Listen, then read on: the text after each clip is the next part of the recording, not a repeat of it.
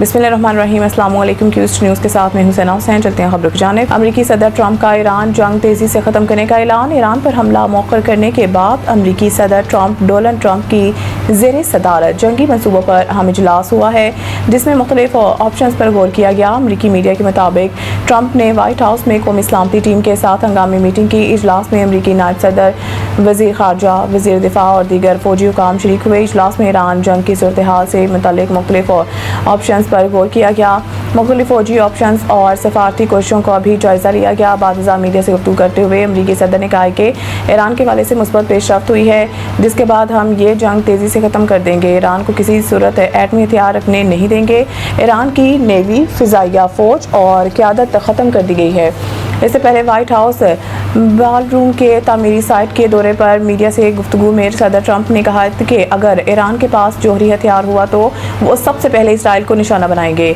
वो इसराइल को तबाह करने में देर नहीं लगाएंगे, इसलिए ईरान को जौहरी हथियार रखने की इजाज़त नहीं दी जा सकती।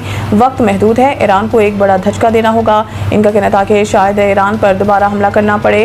ईरान पर 2 से 3 रोज़ शायद जुम्मे या हफ्ते को या फिर अगले हफ्ते के शुरू में हमला कर सकते हैं। ईरान की अमेरिका को दोबारा जौहरियत पर सख्त कार्रवाई की वार्निंग। अपने बयान में ईरानी वज़ीर ख़ारजा अब्बास इराक़ची ने कहा है कि अगर ईरान और अमेरिका के दरमियान दोबारा जंग शुरू होती है तो ईरान मज़ीद अमरीकी हथियारों को तबाह करने के लिए तैयार है। इनका कहना था कि ईरान के मसल्ह अफ़वाज पहले ही इस बात की तस्दीक कर चुके हैं कि वो जदीद तरीन F-35 लड़ाका हथियारे को भी निशाना बनाने की सलाहियत रखती हैं। हमने जो सबक सीखा है और जो तजुर्बा हासिल किया है, इसकी बुनियाद पर अगर दोबारा जंग हुई तो इसमें कई मज़ीद हैरत अंगेज़ नताइज सामने आएंगे।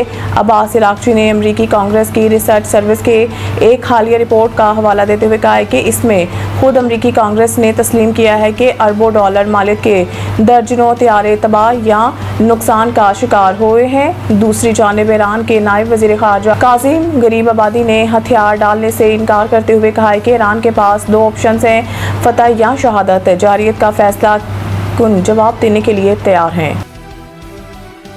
सना यूसुफ कत्ल केस अदालत का तफसीली फैसला जारी। 27 सफ़ात पर मुश्तमिल फैसला एडिशनल डिस्ट्रिक्ट एंड सेशन जज अफजल मजूका ने जारी किया, जिसमें कहा गया है कि इस्तग़ासा ने 2 चश्मदीद गवाहों की शक्ल में मुलजिम के खिलाफ भरपूर शवाहिद पेश किए हैं। मुलजिम के फिंगरप्रिंट भी मकतूला के घर से मिले।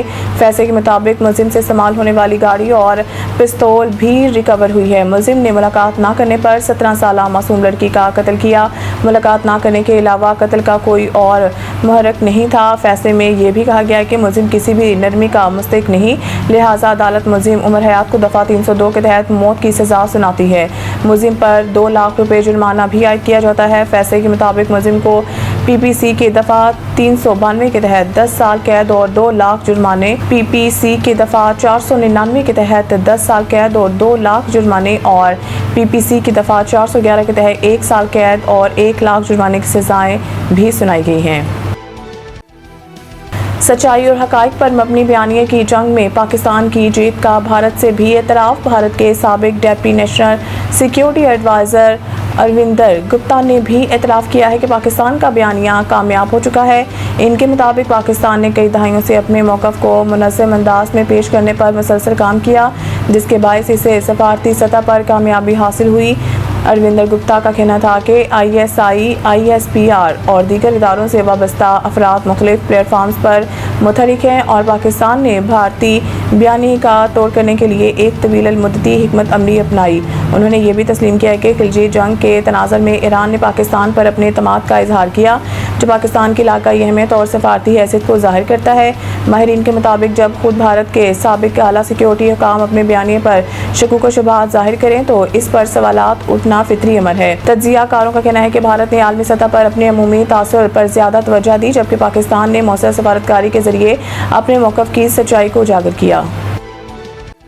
मज़ीद न्यूज़ अपडेट के लिए देखते रहें क्यूस्ट न्यूज़।